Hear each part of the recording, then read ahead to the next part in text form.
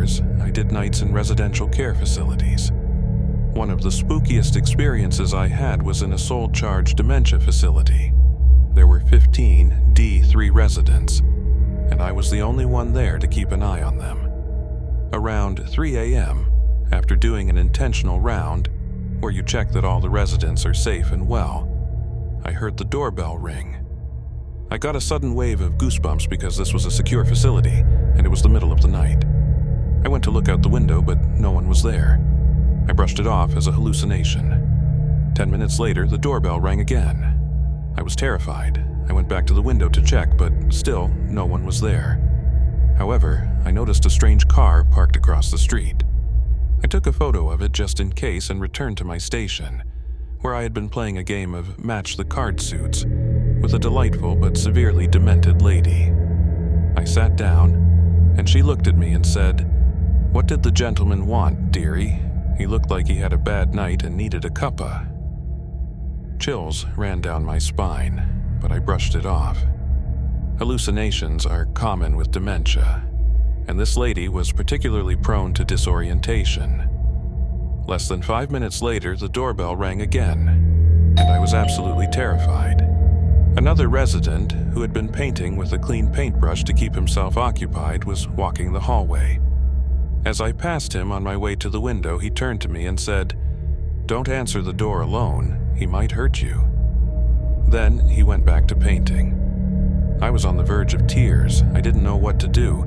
I was a single 23-year-old female in charge of 15 people with varying stages of dementia.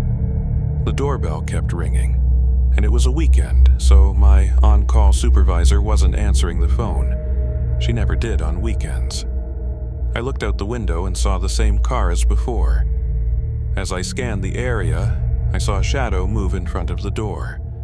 Then, a person walked around the corner and looked straight through the window next to me. We made eye contact and I screamed. My residents started freaking out, I was freaking out, and the guy bolted. I called the police. When they arrived, it was chaos. My 15 residents were all awake and distressed, and now there were 2 officers in their space.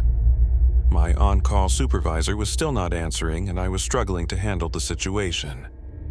Eventually, after many cups of tea and Milo and 2 rounds of PRN meds for the more challenging residents, we settled down. By 7 a.m., the handover shift of a nurse and a caregiver arrived. I told them what happened, and they informed me that a woman down the road had her house broken into and was attacked in her bed by a drug seeker who ransacked her house looking for drugs. I had an internal meltdown. We had drugs in our med room, powerful ones like morphine, methadone, and fentanyl. I couldn't shake the feeling that he might have been looking for our facility but took the next best option when he couldn't get in. For context, the facility was an old converted boarding house in a gentrified area, surrounded by old doctors' houses. It would have been easy to mistake it for a regular house. I left that job not long after because management refused to hire a second person for night shifts, despite it being understaffed according to best practice guidelines. At 18, I was taken out of high school and placed in an alternative school after attempting suicide. The alternative school was for troubled kids who couldn't attend public school and wanted to earn their GED. One requirement to stay in the school was having a job. I only had a few weeks until graduation, and I wanted to graduate with my class, even though I couldn't walk with them. So, I took a full-time job at a sex store that was offered to me. My guidance counselor and alternative school teacher fought for me against the school board to count the job, and since they had stood up for me, I really wanted to make it work.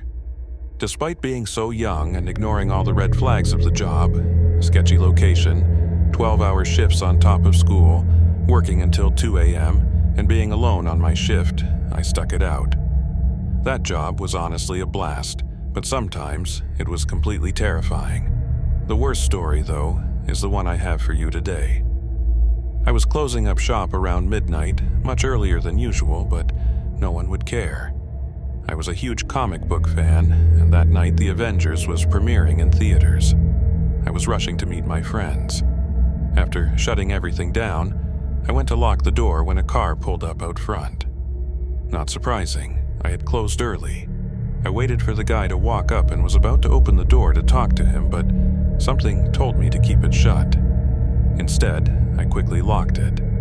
He reached for the handle and I gestured to the closed sign, saying, "I'm sorry, we're closed." He tried the handle again, and I pointed to the completely dark store like, "Bruh, we are closed." He muttered something about needing condoms. Now, my store was cheap as hell, and the condoms we sold weren't worth anything. I routinely told customers who just wanted condoms to go to the attached 24/7 gas station for better, name-brand ones at a lower price. So, that's what I told this guy. He ignored me and tried to get in again, this time much more forcefully. I backed away and said, "You need to leave." He kept ignoring me and started hitting the glass. He was yelling at me and trying to brute force his way inside. I ran back, hiding behind a rack of clothes in the shadows of the store. Every slam of his fist made the glass storefront shake. I genuinely thought it would shatter, and he would come in to kill me. Do you know what it's like to fear for your life next to a gimp suit? The only other exit, the employee side door, was too close to where the guy was. If I left that way, he'd hear me.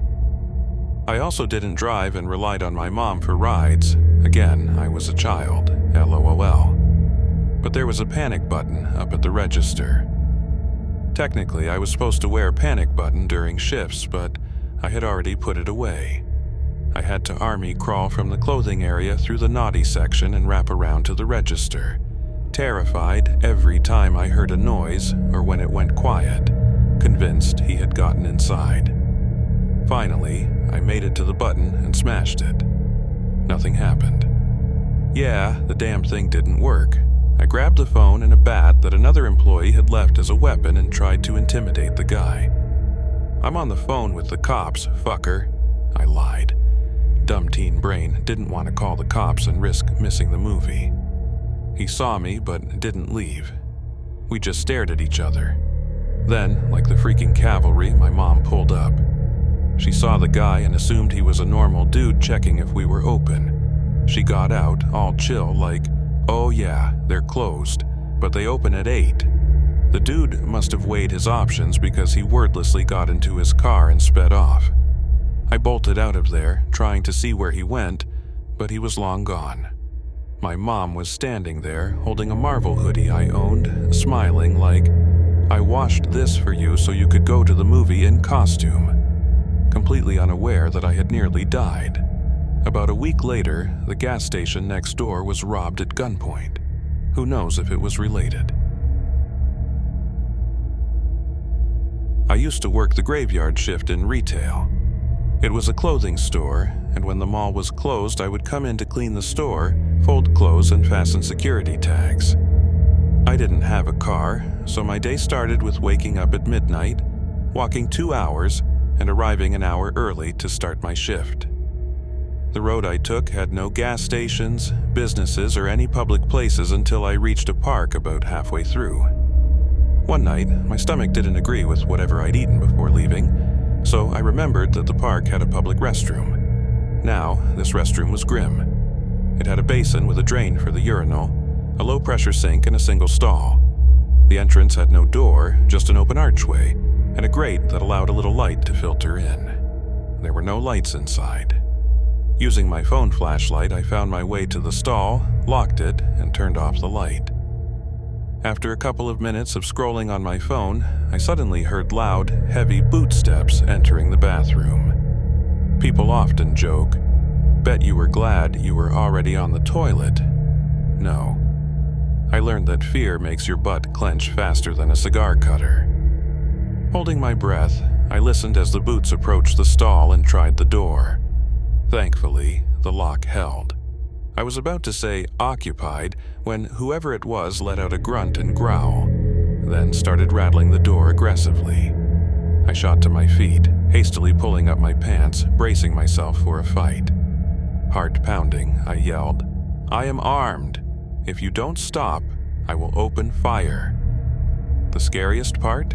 I was bluffing. I had nothing. No knife, no gun. just 2 fists and a surge of adrenaline. Then I heard footsteps tear out of there like a bat out of hell. I waited a few moments, tightened my belt, and cautiously stepped out, my hands up and ready for anything. Thankfully, no one was there. I sprinted to my job faster than I ever had before, and I never stopped at that park again.